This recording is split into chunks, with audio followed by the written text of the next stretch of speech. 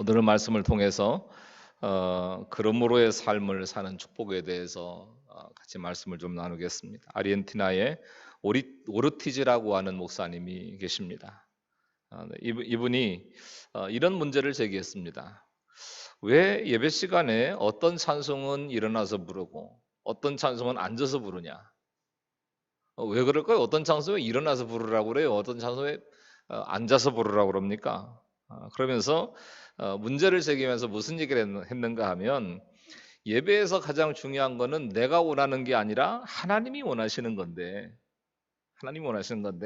하나님이 원하시는 거라면 다리가 아파서 부러지더라도 일어나서 찬송을 해야 되지 않냐. 그게 하나님 원하시는 거라면 이런 이제 얘기를 한 거예요. 예수님을 열심히 믿던 어떤 청년이 산기도까지 다니면서 결혼을 위해서 배우자를 위한 기도를 했어요.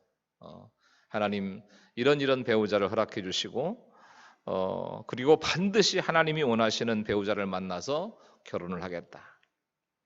그러면서 기도하기를 무슨 기도를 했냐면 다른 것 말고 신앙을 가진 자매라면 그 신앙이 확실하고 그 구원에 관한 확신이 분명한 자매라면 내가 무조건 결혼하겠습니다, 하나님. 그런 자매를 만나게 해주세요. 그래서 기도를 했어요. 지인의 소개로 한 자매를 만났는데 예쁜 외모가 아닌 거예요. 예쁜 외모가. 그러자 그 지인을 향해서 나중에 이런 얘기를 하더라는 거예요. 아무리 믿음의 자매라도 외모가 영 아니어서 결혼을 못하겠다. 산기도까지 다녔는데 그런 얘기를 하더래요. 우리는 예배를 드리죠. 우리가 이제 뭐 여러 이런 예배들을 드리는데 우리가 드리는 예배는 어떤 예배라 해야 되는가 하면 하나님께서 기뻐하시는 예배를 드려야 되는 줄로 믿습니다. 하나님이 기뻐하시는 결혼을 해야 되고 하나님이 기뻐하시는 일을 해야 되고 하나님께서 기뻐하시는 인생을 살아야 되는데 그렇지 않으면 아무리 아름답고 훌륭한 조건이 갖추어졌다 해도 그것은 신앙적으로 바라볼 때 울리는 꽹과리에 불과할 수 있다. 하나님이 기뻐하시지 않는 삶이라면, 하나님이 기뻐하시지 않는 결혼이라면 울리는 꽹과리일 수 있다는 거죠. 그러면 어떻게 사는 것이 하나님을 기쁘시게 하는 것일까? 우리가 구원받았다면 그러므로 어떻게 살아야 되느냐? 이게 그러므로의 축복인 거예요. 자, 오늘 1절 말씀을 보면 그러므로 형제들아 내가 하나님의 모든 자비하심으로 너희를 권하노니 이렇게 말씀합니다. 예수 그리스도를 믿음으로 인해서 의롭다 하심을 얻고 그러므로 어떻게 살 것이냐라고 하는 삶의 도전을 주기 위해서 사도 바울은 우리를 향해서 형제들아 이렇게 불러요. 형제들아. 복음이 우리의 삶에 적용되기 위해서 가장 필요한 게 뭐냐면 형제 인식이에요. 복음 안에서 한 형제 한 자매된 한 가족된 이 형제를 인식하고 살아가는 거예요. 그래서 바울의 그러므로는 나 같은 죄인도 구원해 주셨다.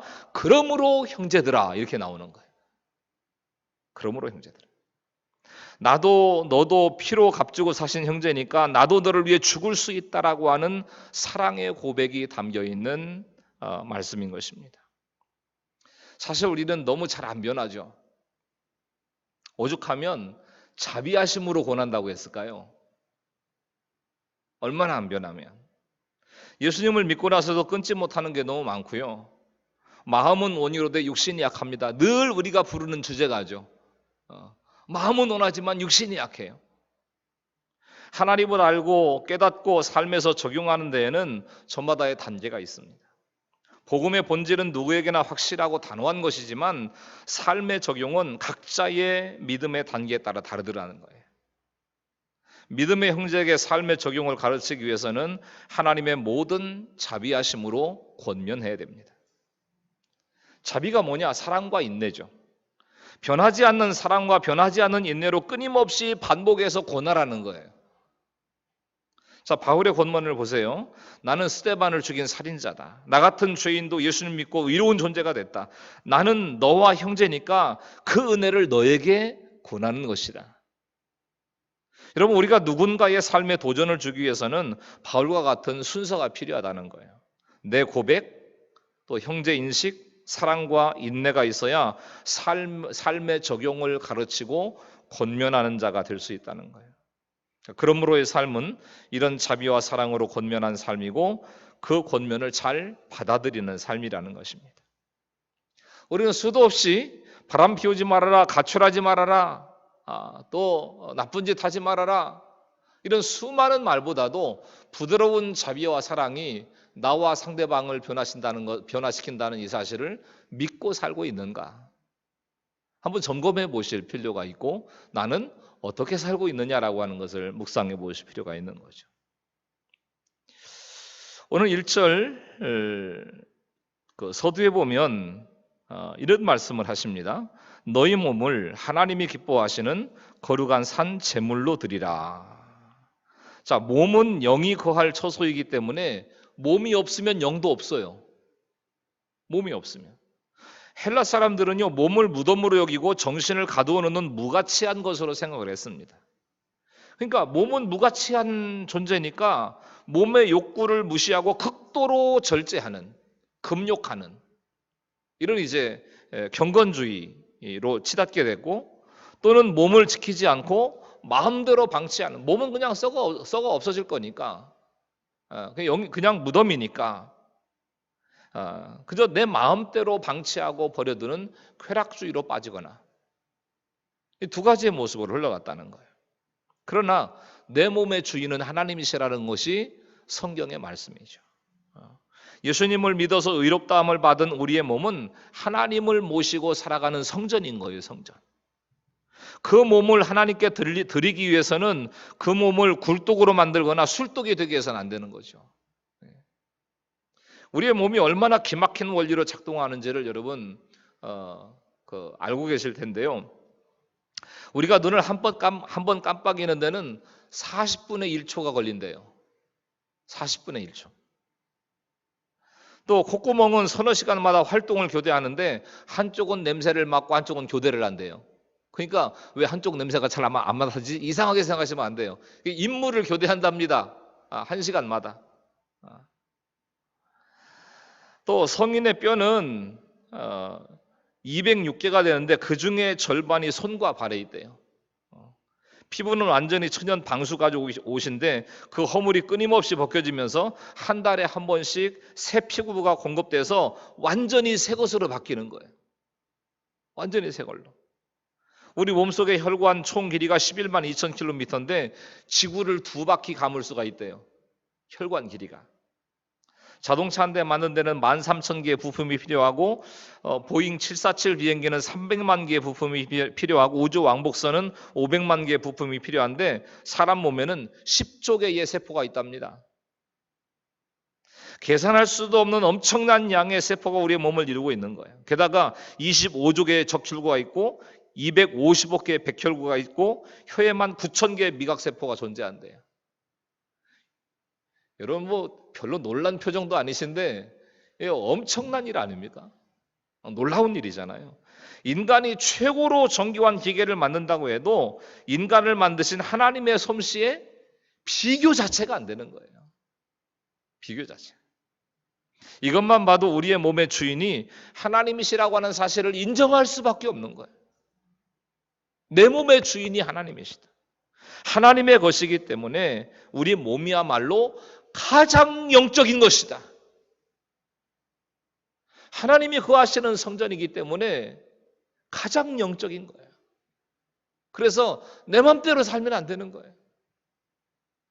내 맘대로 막 들이붓고 내 맘대로 굴리고 이렇게 살아가면 안 되는 겁니다.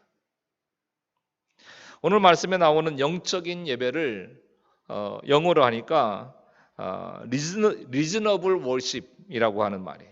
리즈너블은 합리적인, 이성적인, 마땅한, 말이 되는, 합당한 이런 뜻이거든요. 또 worship은 경배, 섬김 이렇게 해석할 수 있습니다.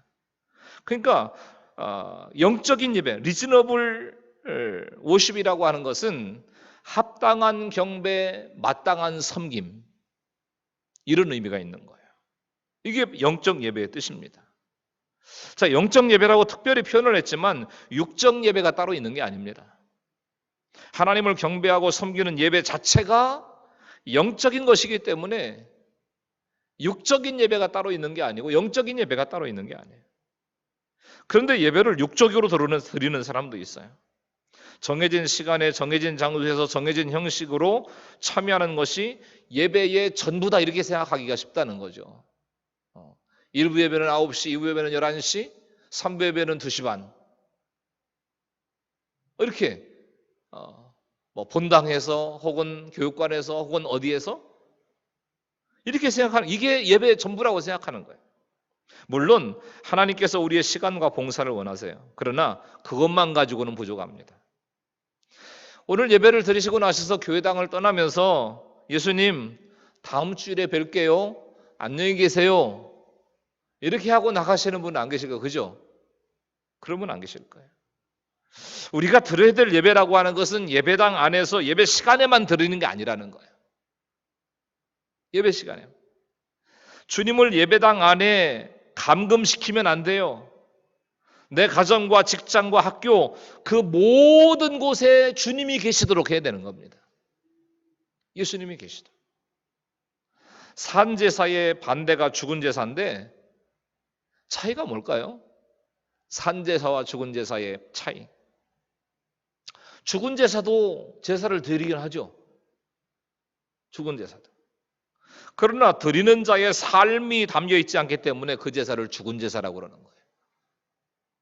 그 예배 가운데 내 삶이 담겨져 있지 않다면 그게 죽은 예배라는 거예요. 근데 죽은 예배, 죽은 제사 가운데는 하나님의 임재가 없습니다. 하나님 계실 자리가 없는 거예요. 아직도 돌아가신 부모님 조상의 제사를 이제 피하지 못한 이런 가정들이 있을지 몰라요. 그걸 효도라고 생각하고 정성을 다해서 드리는데 그건 죽은 제사입니다. 사람들은 제사를 폐하면 부모도 몰라보는 이런 못된 자식, 부르자식이라고 하는데 그런 게 아니고 예수 믿는 사람은 그리스도인은요 살아계신 부모님께 산제사를 드리는 거예요. 돌아가신 후에는 살아서의 삶을 추억하고 기념하고 남아있는 식구들의 구원을 위해서 모여서 추도 예배를 드리는 겁니다. 그것이 삶으로 섬기고 사랑하는 산제사인 거예요. 살아있는 형제와 자매와 가족들을 섬기고 돌보고 책임지는 것. 이게 산제사죠. 자, 산제사로 드린다는 것은 내 자신이 제물이 되는 거죠. 내 자신. 부모님과 식구들을 섬기는 것은요, 죽어지지 않으면 할 수가 없어요. 내가 죽어지지 않으면. 더 자야 되고, 더 일해야 되는데, 어떻게 쉽게 드리겠습니까? 더 쉬고 싶은데. 힘들어도 날마다 시간을 들이고 내 손과 발을 들여서 하나님을 만나게 되면 저절로 가족 사랑이 이루어지는 거예요. 하나님과의 만남이 너무 좋으니까 사랑하는 식구들도 함께하고 싶어지고 이웃과 동료에게도 알리고 싶어지는 거예요. 그래서 전도를 하려고 하니까 내가 죽어질 일들이 더 많아지는 거예요. 내가 죽어져야 될 일들이 더 많아지는 거죠. 참을 수 없는 일도 참아야 되고 귀찮은 일도 앞장서서 처리해야 되고 가정과 직장에서도 적극적인 제물이 될 수밖에 없다는 거예요. 내가 하나님을 사랑하니까. 내가 하나님을 바라보고 살아가는 인생이니까.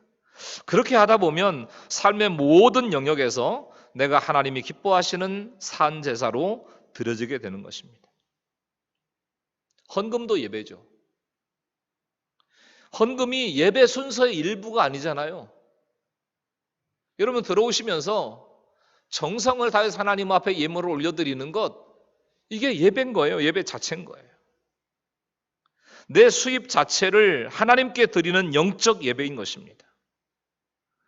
앞서 이제 우리가 함께 나눴던 로마서 11장 16절 말씀에 제사하는 처음 익은 곡식가루가 거룩한즉 떡덩이도 그러하고 뿌리가 그러한즉 가지도 그러하니라.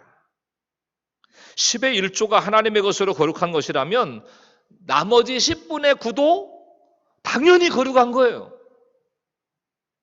10분의 1만 거룩한 게 아니라 나머지 10분의 9도 당연히 거룩한 것이라는 거예요. 내가 제물이 되어서 쓰임받는 수고와 땀으로 헌금을 드리는 것처럼 예배에 참석하는 것도 내 몸이 가야 되는 거죠. 내 몸이. 누가 대신 들어줄 수도 없고 돈으로 대신할 수 있는 것도 아닙니다. 내 몸이 가고 내 몸이 움직이고 땀을 흘려야 믿음의 실체가 드러나는 거예요. 내 삶으로 드리는 예배, 시간과 물질과 생각과 마음과 몸을 드리는 예배, 날마다의 생활 예배를 잘 드리는 것이 하나님께서 기뻐하시는 그러므로의 삶을 살아가는 인생이라는 거예요. 내 몸. 하루 24시간 내 감정과 생각과 행동이 모두 하나님께 드리는 예배가 되고 있는가? 묵상하시면서 살아가셔야 되고, 내가 기뻐하는 예배가 아니라 하나님이 기뻐하시는 예배가 되려면 나의 어떤 습관부터 바꾸셔야 될 것 같습니까? 뭐부터 바꿔야 될까? 하나님께 특별히 드리지 못하는 부분이 어떤 것인지, 그리고 왜 드리지 못하고 있는가? 이런 부분들을 한번 이 한 주간을 지내시면서 묵상해 보시고 하나님 주신 음성을 들을 수 있게 되기를 바랍니다. 그 다음에 2절 말씀입니다. 2절 다 같이 읽습니다. 시작. 너희는 이 세대를 본받지 말고 오직 마음을 새롭게 함으로 변화를 받아 하나님의 선하시고 기뻐하시고 온전하신 뜻이 무엇인지 분별하도록 하라. 자, 내가 제물이 돼서 하나님이 기뻐하시는 산 제사를 드리기 위해서는 하지 말아야 될 것과 해야 될 게 있어요. 먼저 하지 말아야 될 건 뭐냐면, 오늘 말씀에 뭐라고 말씀하는가 하면 이 세대를 본받지 말고 이렇게 말씀하죠. 자, 이 세대의 특징이 뭐예요? 제가 늘 노래 부르는 것처럼 후렴구처럼 말씀드리는 거. 이 세대의 특징은 악하고 음란한 거예요. 마태복음 12장 39절 말씀에 있는 것처럼 이 세대의 특징은 악하고 음란한 것입니다. 그런데 문제는 뭐냐면 우리는 너무나 이 세대를 본받고 싶어 해요. 이 땅에 있는 것들이 본받고 싶은 게 너무 많은 거죠. 입시정보, 재테크, 몸짱, 얼짱, 어디 무슨 여행, 누리고 먹고 이렇게 살고 싶은 거. 세상에서 본받고 싶은 게 너무 많다는 거죠. 나이가 좀 들어서 하나님을 만난 어떤 분은 이런 얘기를 합니다. 젊어서 세상 문화에 젖어 살았기 때문에 지금도 세상이 나를 부른대요. 수시로 세상이 나를 부른다는 거예요. 아무리 본받지 않으려고 해도 뒤에서 당기는 게 있는 거예요. 뒤에서. 뭐 대표적으로 막 술을 끊고 담배를 끊으려고 해도 이게 알코올과 니코틴이 이 익숙해진 몸이 자꾸 원하는 거예요. 내 몸이 요구하는 거예요. 자꾸 요구하는 거예요. 속된 말로 몸에서 땡기는 거는요, 막을 힘이 없어요. 웬만한 의지를 가지지 않고는 이 몸에서 땡기는 거를 막을 수 있는 힘이 없는 거예요. 그러니까 세상에 속해 살면서 이 세상을 거부하는 것은 사람의 힘 가지고는 불가능한 거다. 사람의 힘으로. 이스라엘 백성들은 세계 최고의 문명을 자랑하는 애굽에서 400년 동안 종노릇하다가 구원받았어요. 그렇다고 가나안에 금방 들어갔습니까? 못 갑니다. 400년을 붙잡혀 있었기 때문에 계속 나를 붙잡아 끄는 게 있어요. 뒤에서 잡아당기는 게 있다고요. 내 몸이 요구하는 게 있어요. 최고 권력인 바로가 강팍해서 붙잡는 거예요. 난 이제 다 끊었어. 세상 중심 다 끊었어. 그래도 10가지 재앙을 다 거쳐야 겨우 애굽을 떠나올 수 있더라는 거죠. 400년 동안 애굽에서 본받았던 것을 털어내기 위해서 40년 광야 생활이 필요했습니다. 본받을 게 아무것도 없게 하셔서 하나님만 의지하게 하시는 것이 광야 훈련인데요. 하나님이 나에게 광야와 같은 환경을 허락하신 것은 이 세대를 본받지 않도록 막아주시기 위한 하나님의 배려다. 어찌하여 하나님 나를 광야에 세우셨으면 이게 아니고, 이 세대를 본받지 않고 이 세상을 본받지 않게 하기 위해서 하나님께서 막아주시기 위한 하나님의 배려였다. 왜냐하면 하나님 나보다 나를 더 잘 아시거든요. 나보다도. 애굽 400년 뒤에 광야 40년 훈련을 거쳤는데 가나안에 들어가서는 또 가나안을 본받아요. 가나안 사람들이 섬기는 우상, 가나안 사람들이 문화, 가나안 사람들의 농사법, 또 가나안을 본받습니다. 그러니까 또 어디로 보내세요? 바벨론 포로로 보내십니다. 바벨론 포로로. 그러니까 하나님께서는 뭐냐면 어떻게 해서라도 이 세대를 본받지 말아라.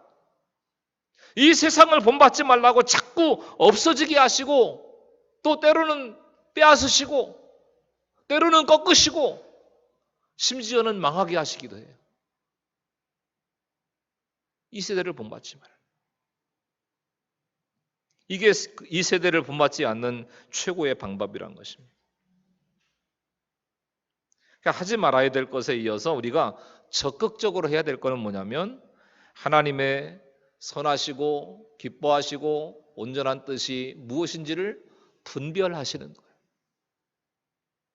자, 하나님의 선하신 뜻과 선하지 않으신 뜻이 따로 있는 게 아닙니다. 하나님의 뜻은 무조건 선하세요. 하나님의 뜻은 무조건 기뻐하시고 온전하십니다. 왜 이런 일이 왔는지 도무지 그 뜻을 알 수 없는 사건도 무조건 선하시고 기뻐하시고 온전케 하신 사건이에요. 하나님이 하신 모든 일은 다 선하신 일이기 때문에 그걸 깨닫기 위해서 날마다 마음을 새롭게 하고 하나님의 뜻을 분별하는 게 바로 말씀 묵상이에요. 큐티라고, 큐티. 거울을 안 닦으면 내 모습이 뿌옇게 보이는 것처럼 날마다 말씀으로 내 마음을 닦아내야 됩니다. 말씀으로 마음을 새롭게 하는 것이 하나님의 선하시고 기뻐하시고 온전하신 뜻을 분별하는 유일한 방법이다. 특별한 방법이 없는 거예요.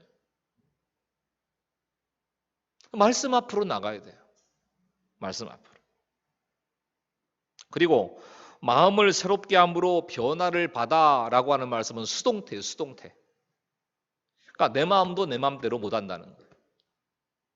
하나님이 바꿔주셔야 된다는 거예요. 몸에 탈이 나면 의사의 처방을 받는 것처럼 마음에 탈이 나면 하나님의 진단과 하나님의 처방이 필요한 겁니다. 성경으로 내 자신을 진단하고 하나님의 처방을 받고 그래서 마음의 변화를 받는 것이 말씀의 능력이에요.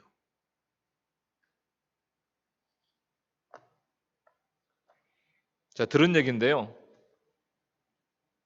목사님들이 단체로 성지순례에 가가지고 갈릴리 호수가 있어요. 갈릴리 호수라고 보기에는 너무 커요. 갈릴리 바다로 불러도 될 만큼. 갈릴리 호수에서 예배를 드리고 다들 이제 용변이 급한데 주변에 화장실을 발견을 못하니까 목사님들이 그 갈릴리 호수 주변에 다 소변을 놓으셨다네. 거기서 예배를 드리고 또 다 같이 통성기도를 하고는 감람나무 이파리를 그렇게 뜯어온대요. 누가 제일 많이 뜯어오냐? 한국 목사님들이 제일 많이 뜯어온대. 한국 목사님들이. 이스라엘에요 다이아몬드 값이 싸다고 뭐 그런 얘기 저는 성지순례 가면서 못 들었는데 다이아몬드가 좀 싸다네요. 그래가지고 그 다이아몬드 값이 싸다고 그걸 좀 싸게 구입해가지고 어떻게 하려고 했는지 모르지만 그거를 몰래 가지고 들어다가 걸린 목사님들도 있대. 밀수. 산기도로 유명한 삼각산에서도요 세계 선교를 위해 눈물을 흘리면서 밤을 새워서 주여를 외치고 부르짖고 기도를 하고는 쓰레기 보따리는 그냥 버려두고 내려온대요. 쓰레기 보따리. 왜 이제 믿음이 좋은 목사님들은 땅을 사는데 어떤 땅을 사냐면 건축 허가가 안 나오는 땅을 사요. 건축 허가가 안 나오는 땅을 사놓고 교회 건축을 하게 해달라고 막 금식 기도를 하고 작정 기도를 하고 무화 건물을 지어놓고 철거를 당하면 금식을 하면서 사탄아 물러가라고 주님의 몸된 교회를 헐어버리니 악한 무리들이 물러가게 해달라. 그렇게 기도하는 거예요. 왜 그럴까요? 아직 영적인 예배가 안 되는 거예요. 영적인 예배가 안 되는 거예요. 예배당에 모여서 기도하고 금식한다고 이 세대를 본받지 않는 게 가능해요? 안 되는 거죠. 이 세대를 본받지 않기 위해서는 반드시 치러야 될 대가가 있는 거예요. 우리의 삶은 어디에나 하나님의 뜻이 있어요. 아프든 부도가 나든 배신을 당해서 죽게 돼도 거기서 내가 만난 하나님을 전하면 그것이 하나님의 선하시고 기뻐하시고 온전하신 뜻이다. 그게 우리의 사명이에요. 우리의 사명. 암에 걸린 사람만, 부도를 경험한 사람만 할 수 있는 사명이 있는 거예요. 어떤 경우에도 그 사람만이 할 수 있는 사명이 있어요. 그 자리에서 하나님의 지혜와 지식의 부유함을 전하라는 것입니다. 내 힘 가지고 어떻게 형제를 사랑할 수 있어요?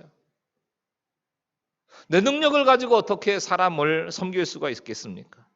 하나님의 뜻을 분별해서 마음의 변화를 받고 이 세대를 본받지 않는 것도 내 힘 가지고 할 수 없어요. 돈이 없고 병에 걸려서 본받고 싶어도 본받을 수 없는 환경에 있다면 그게 은혜일 수 있다는 거예요. 눈만 뜨면 이 세대를 본받고 있고 본받고 싶어하는 나를 웬 은혜로 십자가에 달려있게 하시는가? 그러므로의 삶을 살게 하시는가? 입이 다물어질 수밖에 없는 하나님의 사랑인 거예요. 이 한 주간을 살아가시면서 주님께서 살아가신 그 은혜를 기억하면서 우리의 삶 어디에나 하나님의 뜻이 담겨 있다는 사실을 기억하시고 어떤 환경, 어떤 사건, 어떤 이제 사연 가운데서도 이 세대를 본받지 않고 하나님의 뜻을 붙들고 그러므로의 삶을 누리고 또 그 은혜와 축복을 누리시는 우리 모든 믿음의 가족들이 다 되실 수 있기를 예수님의 이름으로 간절히 축원합니다. 할렐루야.